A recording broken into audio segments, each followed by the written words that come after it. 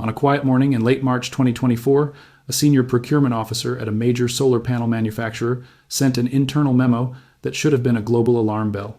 It said, in plain language, that the company could no longer secure long-term commitments for enough refined silver to match its projected output for the next 2 years. It was not a price issue. It was not a negotiation issue. Suppliers simply told them that physical availability was tightening across the entire industry. That memo captured something invisible to most investors at the time. A shift had begun.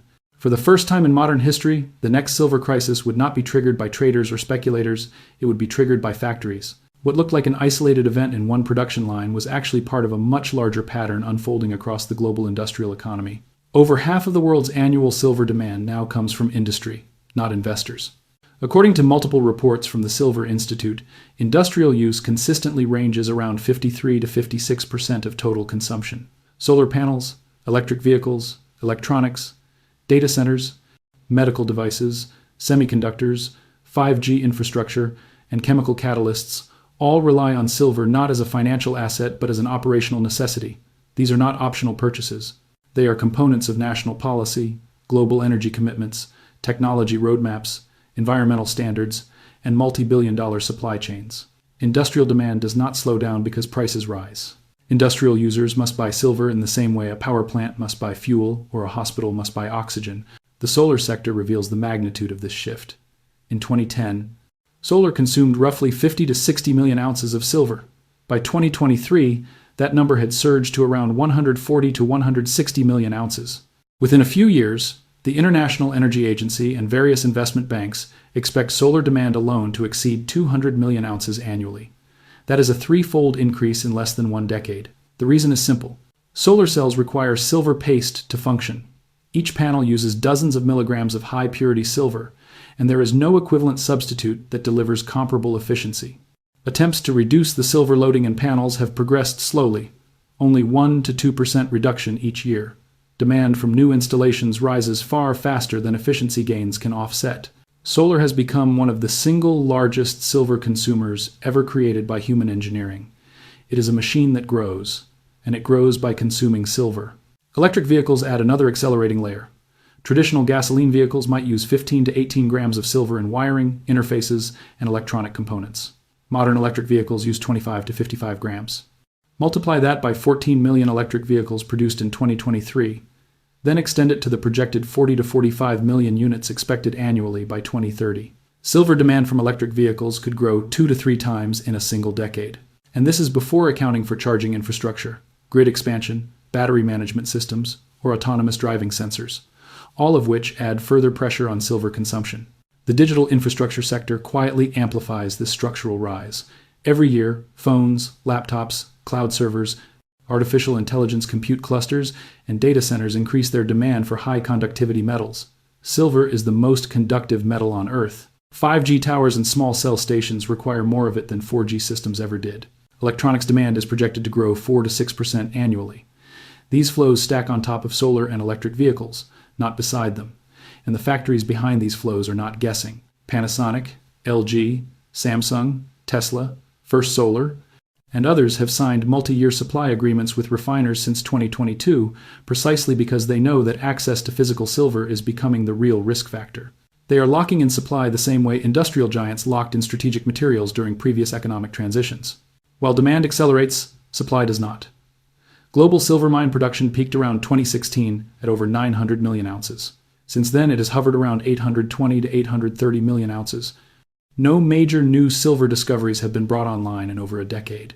Even more importantly, about 70% of all mined silver is a byproduct of digging for other metals, mainly zinc, lead, copper, and gold.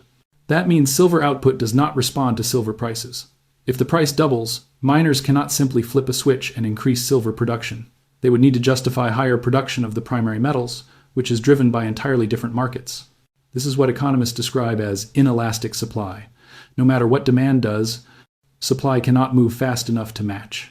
For 4 consecutive years, the world has been running a silver deficit. About 50 million ounces in 2021, 180 million ounces in 2022, 142 million ounces in 2023, and preliminary estimates suggest another 140 to 150 million ounce deficit in 2024. These are not small numbers. These are the largest and most persistent deficits in decades. A commodity that is running a deficit for 1 year is experiencing tightening. A commodity that is running a deficit for 4 straight years is approaching structural stress.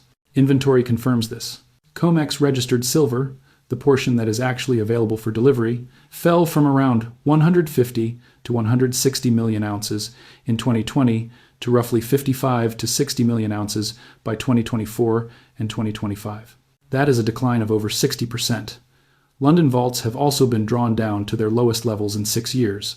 Inventories do not disappear because retail investors buy a few more coins. Inventories disappear because industrial users withdraw physical metal and sign long-term supply contracts that remove future output from the open market. If the story ended there, it would already be concerning.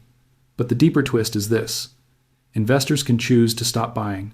Factories cannot. Investors are flexible. They can pause their positions. They can move to cash or gold. Their demand is cyclical, responsive, emotional, and optional. Industrial users are none of those things. A solar factory cannot tell a national grid to pause its expansion because silver prices rose. An electric vehicle manufacturer cannot delay production because silver doubled. A semiconductor plant cannot redesign a circuit overnight to reduce silver usage. Silver is such a small portion of the total cost of a panel, a car, or a microchip that even dramatic price increases barely move the final product cost. A 300-watt solar panel might sell for $150. The silver inside typically costs $1.50 to $3. Even if silver prices doubled, the panel would only cost a few dollars more. The factory will still buy. This creates a type of demand that is absolute. It does not bend. It does not wait. It consumes until supply breaks. Factories also have another advantage. They buy in volumes that retail investors cannot compete with. Tesla can secure 7-year contracts. Samsung and Panasonic can commit to forward volumes that retail markets could never absorb. When industrial users collectively move into a precautionary posture, a phenomenon known as industrial hoarding can begin. There are signs that this is already starting. Companies now list silver availability as a risk factor in their annual filings. They are purchasing ahead of schedule. They are competing to secure multi-year flows. This is the early shape of a supply capture. Once it accelerates, the market available to investors becomes a narrow slice of the total, not the majority. We have seen versions of this dynamic before.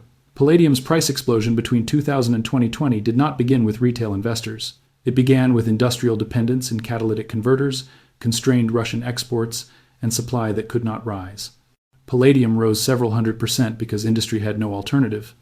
The 1973 oil crisis followed the same pattern. Industrial and national necessity collided with supply rigidity, and prices multiplied by 4. The wheat famine of 1845 showed how physical shortages can outrun human adaptability. When supply cannot move and demand cannot fall, markets do not gradually rebalance, they break. Older monetary history reinforces the pattern.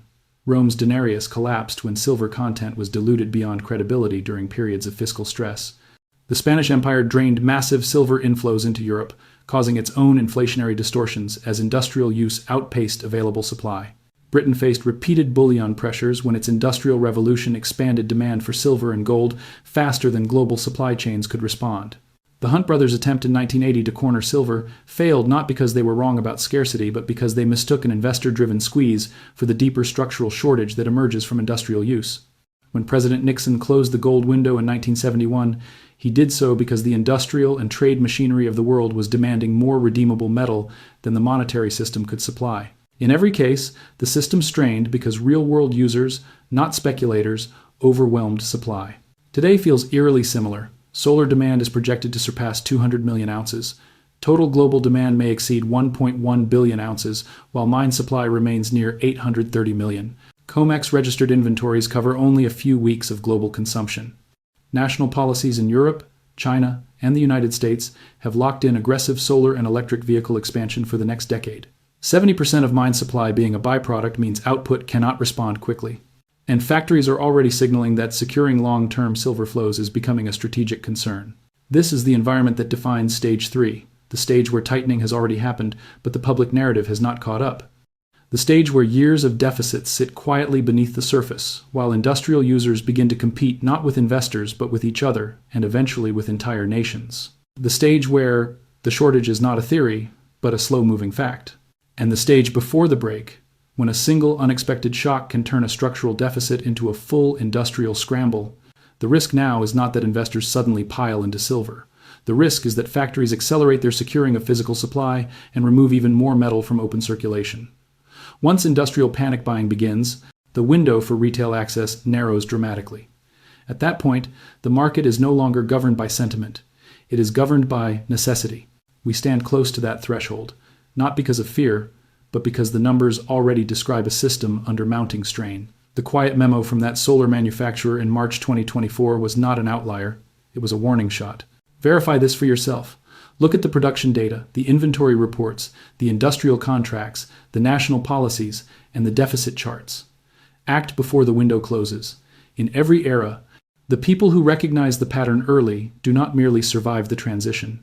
They are the ones who thrive on the other side of it.